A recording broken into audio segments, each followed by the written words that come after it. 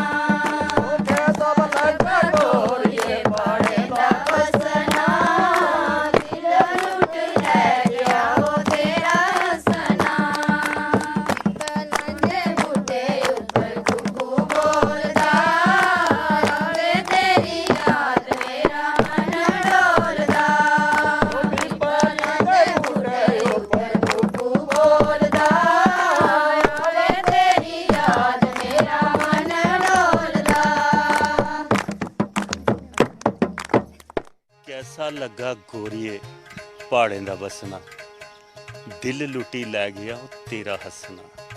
दोस्तों सचमुच प्हाड़ें च आइयै बसना होऐ ते निक्की निक्की जिल्लै अस दिक्खने धूरां पौंदियां झुमुख हरियाली होऐ ते सारे दा मन जेह्ड़ा भावना होई जंदा भाई अस प्हाड़ें च आइयै बसचै। गीत राहें ते बोलते चंगे लग्गा करदे पर जेह्ड़े प्हाड़ें च रवा दे हून उं'दे कोला बी पुच्छने। एक नार बैठी दी ऐ उं'दे कन्नै बी गल्ल कत्थ करने। केह् नां जी थुआढ़ा? मेरा नाम अनु राधा है। अनु जी सचमुच गीता दे बोलें राहें दिक्खेआ जा प्हाड़ें च इ'यां जेह्ड़ा कोई बाह्रा दा आवै ओह्दे वास्ते ते बड़ा शैल लगदा भाई बस्सना अच्छा होऐ ते जेल्लै गोड्डियां बाड्डियां ते फिर ओह् लूनियां लानियां पौनियां ते उसलै केह् स्हेई होंदा? फ्ही बड़ा मुश्किल होंदा। उसलै लगदा भाई खलका लक्क गै ठीक ऐ।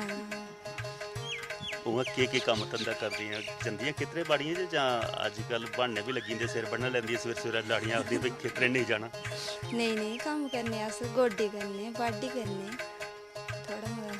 थोड़ा मता बाकी आह्ला पराने बजुर्ग करदे। अजकल नमीं पीढ़ी आखदे कम्मा कोला खिसकना होऐ ते उ'ऐ सवेरे उट्ठे ते सिर बन्नी लैंदियां आखदी सिर पीड़ होआ करदी ते पराने बजुर्ग कुसी लामे देन। नेईं अस नहीं बन्नने सिर अस करने गोड्डी।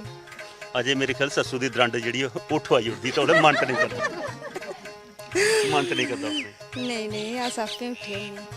इक गल्ल जियां अस पराने बजुर्गें कोला सुनदे भाई 4 बजे कुक्कड़ा दी वांगा उट्ठना चक्की जुगड़ लैनी फिर चौंका भी सांभना खेतर बाड़ियां भी शाह बेल्ले न्हारियां ते कन्नै बाड्डियां गोड्डियां भी आपूं करनियां। अजकल आह्लें गी अगर चौंका सांभना होऐ ते फिर खेतर बाड़ियां छुड़की जंदियां ते जे खेतर बाड़ियां जाना ते ओह् बी ब्हाने करने। मेरे ख्याल च उन्ना कम्म नहीं होंदा। केह् वजह कि तंदरुस्ती नहीं रेही ही जां ब्हाने लांदियां? तंदरुस्ती भी है पैह्लें कशा अज्ज इन्ना साथ थोड़ी है जिन्ने पैह्लें स्याने हा इन्ना अज्ज है नहीं है। पैह्लें ते दुद्ध तुंद वाले पीते अज्ज आह्ले मोमो ते बिस्कुटां खंदियां। हाँ उ'ऐ वजह सारी। पर दुद्ध तुंद वाला ते ग्राएं च होंदा ते फिर उ'ऐ लैना चाहिदा कैल्ली उद्धर जाना? पर इन्ना खंदे ना अज्ज दी जनरेशन। पर जीबा दा स्वाद जेह्ड़ा उद्धर गै जंदा ओह् बिस्कुटां च इ'यां पता नहीं केह् आखदे न उसी नूडल ते मोमो खाने। इक गल्ल जियां अस दिक्खने आं भाई प्हाड़ी इलाके च जेल्लै साग ते ढोडा बने दा होऐ ते शैह्रे दे लोक ते बड़ा पसंद होई आखदे न भाई इक बारी जाचै साग ढोडा खाचै। ते ग्राईं लोक जि'नें गोड्डी आपूं कीती दी होऐ मिंट कन्नै दाने खुड़े दे होन कुकड़ियां कोड़ी दियां होन ते आपूं गै कुट्टियै ते छड़ी दियां होन ते पीती दियां होन ते फिर पकाए दे होन ढोडे फिर स्वाद ज़्यादा होंदा जां घट्ट होंदा? फ्ही बी स्वाद शैल होंदा। शैह्रे दी कदें थ्होंदा उ'नें रोज खाने फ्ही उ'नें इन्ना रोज रोज जेह्ड़ा चुभदा फिर आखदे कोई चीज़ दूई बी होनी चाहिदी। ओह् आखदे असें कोई दूई न्हाड़े स्पैशल थ्होई जा। ओह् फिर उ'ऐ आई जाना मोमो ते दूए। इक गल्ल होर हून लाड़ियां भावें शैह्रा दियां होन भावें ग्रां दियां तब्दीली आई दी अजकल पढ़ी लिखी दियां आवा करदी। परानियां घट्ट पढ़ी लिखी दियां होंदियां पर पढ़ी लिखी दे फायदे बथेरे ते बिच कुदै नुकसान भी होई जंदा। जे सस्स कुदै दाड़े मारे ते फटाफट पुलिस स्टेशन भी टकांदियां। जमाता पढ़ानी चाहिदी? नहीं ऐसा नहीं करना चाहिए। पढ़ी लिखी सगुआं ज़्यादा होना चाहिए अनपढ़ कशा क्योंकि बड्डे बोलदे जेह्का स्हेई बोलदे गलत थोह्ड़ा ना बोलदे। आखदे जेल्लै घर होंदे कुआरेपन च मां कुसै गल्ला परा धफ्फड़ भी लाई ओड़े ते चुभदा नहीं। सस्स इक घराखी देई ओड़े ते सूट लगदी। कोई समझै माऊ दे बराबर ते नहीं लगदी ते फ्ही इ'यां लगदी बी है थोड़ी। अपना घर छुड़ियै दूआ घर आई दी होंदी फ्ही लगदा ते है थोड़ा इ'यां लगदा ते है।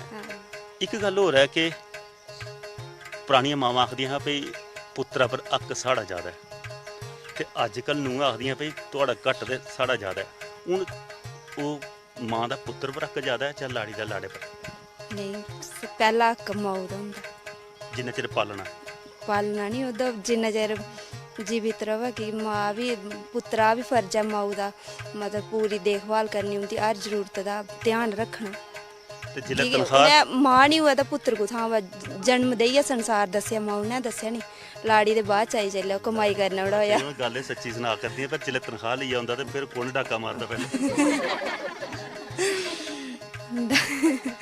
ਤਨਖਾਹ ਲਾੜੀ ਆਖਦੀ ਪੂਰਾ ਬਟੂਆ ਕਿ ਮੈਨੂੰ ਦੇ ਦਿਓ ਅੱਜ ਕੱਲ ਬਟੂਏ ਦੀ ਜਗ੍ਹਾ ਏਟੀਐਮ ਆਈ ਜਾਂਦਾ ਅੱਜ ਕੱਲ੍ਹ ATM ਬਿਲਕੁਲ ਦੋਸਤੋ ਗੱਲ ਸੱਚ ਹੈ ਮਜ਼ਾਕ ਵਾਲੀਆਂ ਗੱਲਾਂ ਸੇ 50 ਕਰਨੇ ਪਰ ਗੱਲਾਂ ਗੱਲਾਂ 'ਚ ਗੱਲਾਂ ਨਿਕਲਦੀਆਂ ਕੁਝ ਮਜ਼ਾਕ ਰਾਹੀਂ ਵੀ ਅੱਛੀਆਂ ਲੱਗਦੀਆਂ ਇਹ ਸੰਸਕ੍ਰਿਤੀ ਸਾਂਝਾ ਹੋਇਆ ਕਰਦੀ ਹੈ ਗ੍ਰਾਮ ਪਟਿਆੜੀ ਦੀ।